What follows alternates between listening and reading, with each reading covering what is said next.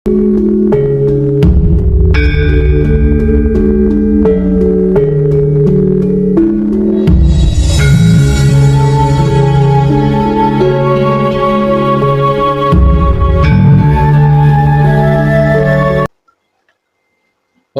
suci. Laku adalah gerak-gerik yang dikehendaki oleh hidup, atau kelakuan yang dikehendaki oleh hidup. Suci secara sederhana berarti masuk Tuhan. Laku suci berarti kelakuan sebagai Tuhan, atau gerak-gerik sebagai Tuhan, atau perbuatan sebagai Tuhan. Karena itu, di dalam laku suci, apapun itu harus tersempurnakan kanthi teguh rahayu slamet. Karena apa? Karena perbuatannya Tuhan itu sendiri.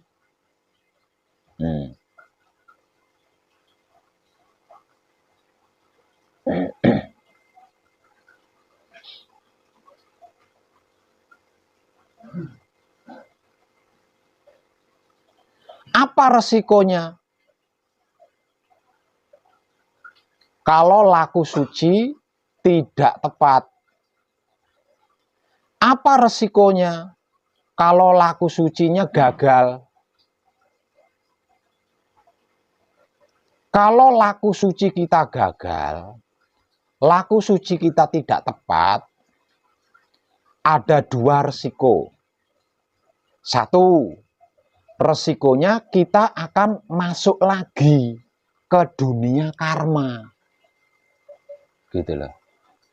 Kita akan masuk lagi ke dunia karma. Kita akan masuk lagi ke dimensi karma.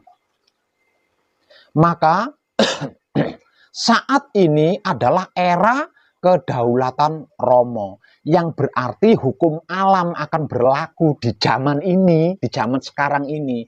Itu hukum alam yang berlaku. Hukum adat, hukum agama, hukum negara itu sudah nggak digubris.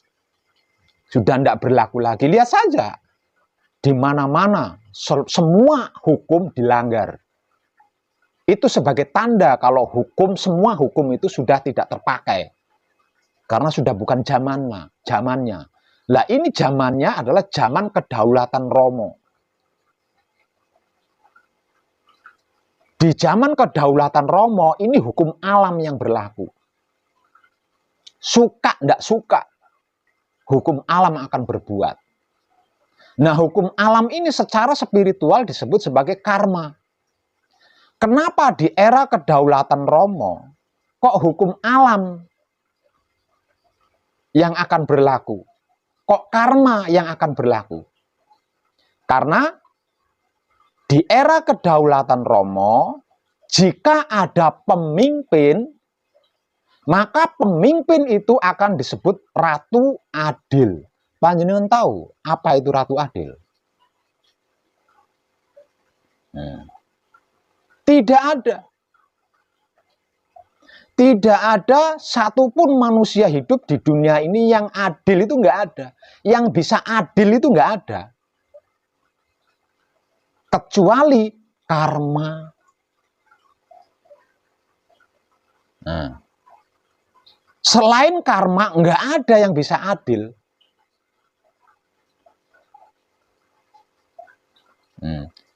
Di dalam pemerintahan Ratu Adil, itu karma yang akan berlaku kepada kita, yang akan berbuat kepada kita. Karena selain karma, nggak ada yang adil, itu nggak ada.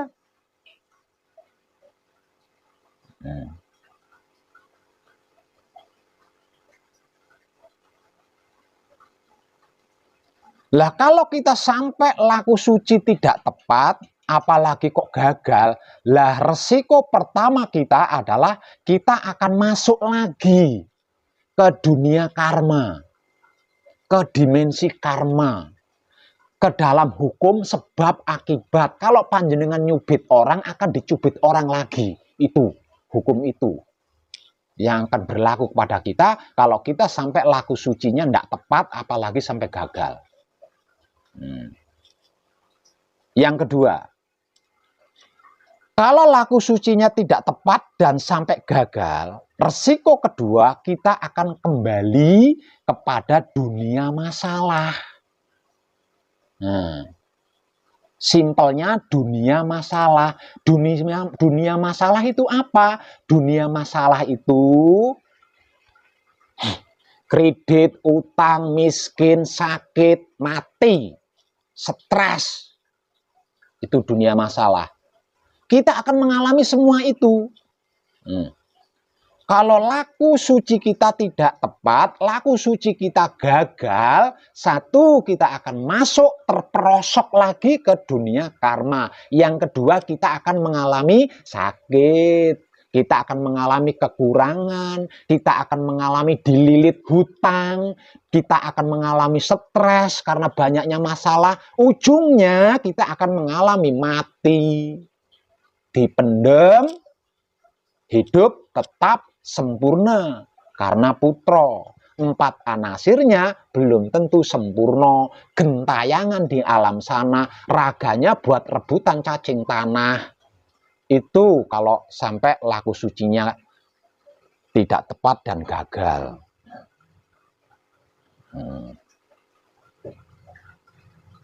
Namun kalau laku sucinya tepat dan berhasil, dalam artian itu bisa dipertahankan, hasil manekung, hasil ngebleng ini dipertahankan gitu loh. Nggak ternoda, nggak kemomoran. Kita tidak akan mengalami semua yang sudah saya sebutkan tadi. Karena apa? Karena gerak-gerik kita adalah gerak-gerik Tuhan. Apa yang kita pikirkan adalah pikiran Tuhan. Apa yang kita batin adalah batinnya Tuhan. Tuh. Jadi tidak akan mengalami semua yang sudah saya sebutkan tadi. Diam ketika bersamadhi setelah melakukan patrap, itu salah satu-satunya terbaik di dalam laku suci. Di luar patrap samadhi, menikmati rasanya kelakuan diri sendiri, menggunakan kesadaran cinta kasih sayang hidup, itu adalah yang kedua di dalam laku suci yang terbaik.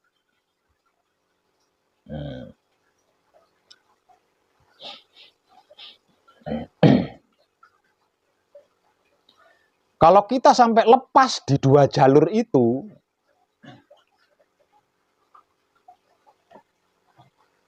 kita akan tersandung karma. Nah, kalau jiwa raga kita bisa disentuh oleh karma lagi, ini sudah menjadi rawan. Karena apa? Karena tidak menutup kemungkinan akan disentuh kedua kalinya, disentuh lagi ketiga kalinya, selama-lama menjadi kebiasaan seperti masa lalu kita.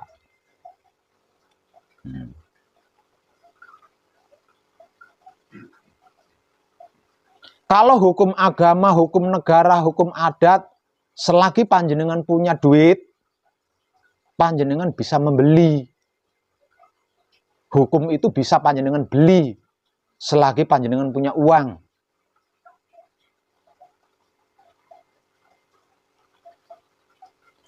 Hukum agama, hukum adat, hukum negara, kalau panjenengan cerdas, itu bisa panjenengan politiki. Tapi hukum karma nggak bisa. Hukum karma tidak bisa. Makanya saya katakan tidak ada satupun makhluk yang bisa adil di dunia ini. Manusia manapun tidak akan bisa adil selama hidup di dunia ini. Yang bisa melakukan itu adalah karma. Nah, ini zamannya. Selama ini kan kita mengingkari karma ini. Nah, ini zamannya. Ini dunianya, ini eranya, ini peradabannya, ini kedaulatannya.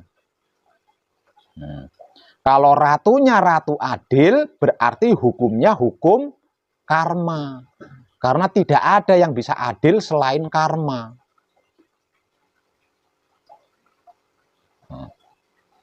Maka sebab karena itu, apapun itu cukup diam ketika bersamadi. Setelah melakukan patrap, diproses atau tidak diproses, cukup diam ketika bersamadi setelah melakukan patrap. Di luar patrap samadi, apapun itu cukup nikmati rasanya menggunakan kesadaran cinta kasih sayang hidup. Selebihnya biar karma yang beraksi. Kita tidak perlu ikut campur.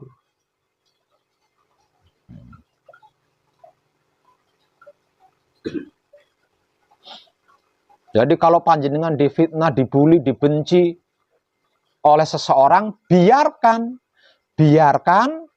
karma waktu yang akan membuktikan.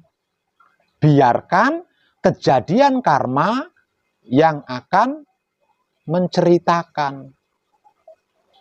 Nggak usah ikut campur.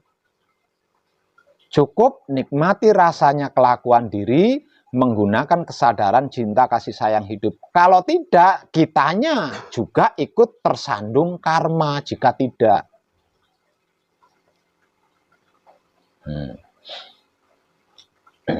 Di sini orang-orang yang tidak baik terjebak di sini, tidak bisa. Di era kedaulatan Romo, orang-orang yang tidak baik terjebak di sini. Betapapun dia mengingkari, tetap terjebak. Karena apa? Karena apapun perbuatan yang dia perbuat, dia akan diperbuat seperti itu juga oleh orang lain. Betapapun dia bisa mempolitiki hukum, betapapun dia bisa membeli hukum, karma tetap akan berlaku baginya sesuai perbuatannya. Nggak bisa mengelak.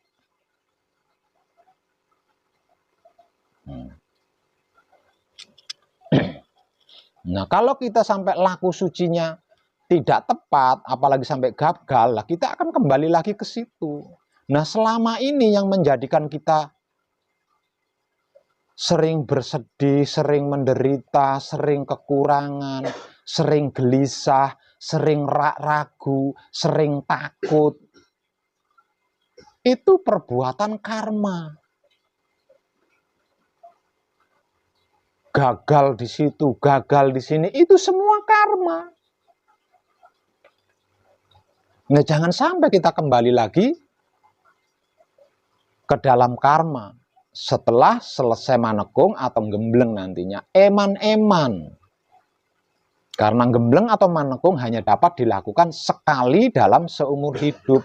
Tidak bisa 2 kali, apalagi sampai 3 kali, tidak bisa. Jadi kalau sampai tidak tepat, kemungkinan gagal menjadi besar. Nah, kalau sudah mengalami tidak tepat 1 kali saja, kedepannya itu rawan sudah. Rawan tidak tepat lagi. Kalau sudah disentuh karma sekali saja, maka kedepannya itu sangat mudah disentuh karma untuk yang kedua, ketiga, keempat kalinya, dan seterusnya. Nah, ini untuk orang-orang yang masih belajar, laku suci itu terasa seperti orang dikekang, seperti orang di penjara.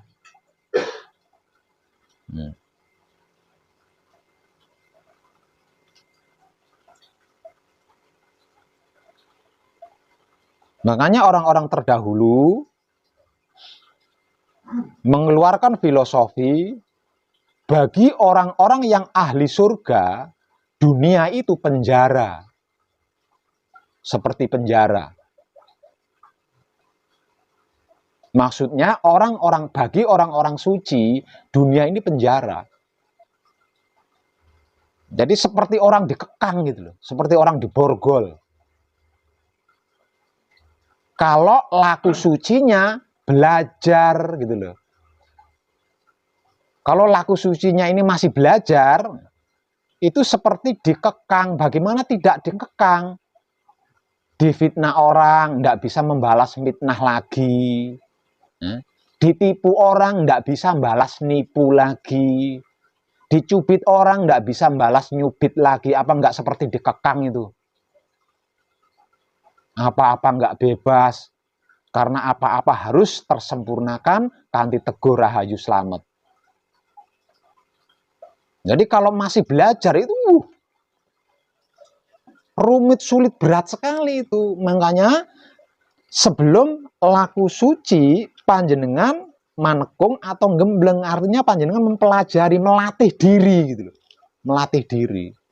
Sebenarnya tanpa manekung, tanpa gembleng, saya bisa langsung menemani panjenengan manunggal jati, itu saya bisa. Lawang saya punya mujizat di situ.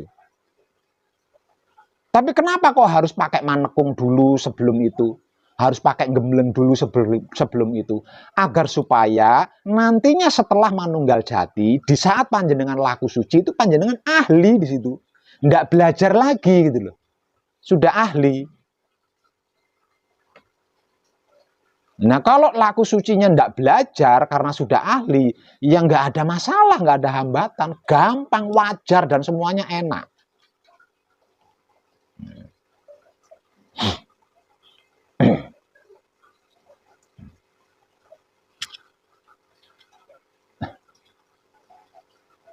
Jadi di dalam laku suci, panjenengan mendengar apapun, melihat apapun, mencium apapun, biarkan. Biar karma yang melakukan gitu loh. Panjenengan nggak usah repot-repot mengotori mulut, mengotori otak, mengotori mata, mengotori hidung, mengotori telinga. Nggak perlu. Karena manekung atau gembleng hanya dapat dilakukan satu kali dalam seumur hidup. Jadi tidak perlu melakukan semua itu. Biarkan karma yang melakukan. Kamu seperti ini, seperti ini, seperti ini. Tidak percaya saya kalau kamu itu seperti itu, seperti itu, seperti itu. Terima kasih. Biarkan saja. Nanti kan karma akan menceritakan. Nanti kan karma akan memberi bukti. Kepada yang tidak percaya kepada panjenengan. Kalau ada yang meragukan panjenengan, cukup terima kasih. Tidak perlu di itu ini. Biarkan karma yang memberikan bukti kepada orang yang meragukan panjenengan. Tentang apapun. Cukup nikmati rasanya kelakuan diri menggunakan kesadaran cinta kasih sayang hidup. Selebihnya biar karma yang beraksi. Karena ini eranya, karena ini zamannya. Jadi kita nggak capek. Tidak capek menghakimi, tidak capek mengadili, tidak capek mencari-cari kesalahan orang lain. Karena apa? Karena karma yang akan melakukan. Bukan kita, juga bukan Tuhan. Tapi karma yang akan melakukan. Hukum sebab akibat, hukum alam semesta yang akan melakukan. Nah dengan itu, jangan mentang-mentang kitanya juga perlu hati-hati. Karena apa? Karena jika tidak hati-hati, kita juga akan masuk ke dalam karma. Artinya mengalami hal yang sama.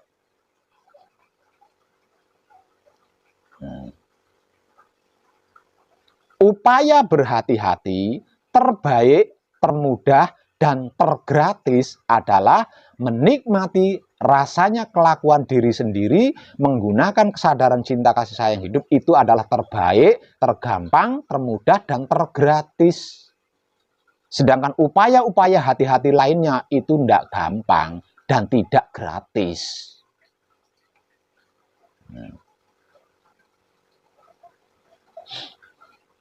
Jadi baik-baik panjenengan. Glegeken panjenengan harus tersempurnakan kanthi teguh rahayu slamet. Kentutnya panjenengan harus tersempurnakan kanthi teguh rahayu slamet. Kencingnya panjenengan harus tersempurnakan kanthi teguh rahayu slamet. Beolnya panjenengan harus tersempurnakan kanthi teguh rahayu slamet. Angop, nguap, wah, tandanya ngantuk. Itu juga harus tersempurnakan kanthi teguh rahayu slamet.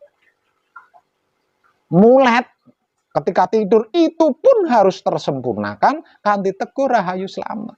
Karena apa? Karena sebelum manunggal jati, laku kita adalah laku murni menuju suci. Sesudah manunggal jati, laku kita adalah laku suci menuju kelanggengan. Jadi tidak bisa angop asal wah, tidak bisa gitu. Glegen atau wah, tidak bisa gitu. Itu orang awam itu. Itu orang awam. Dari duduk berdiri asal tidak bisa, itu orang awam. Orang-orang yang sedang menikmati rasanya kelakuan diri, menggunakan kesadaran cinta kasih sayang hidup, tidak seperti itu. Tidak seperti itu. Apapun yang dilakukan penuh kesadaran.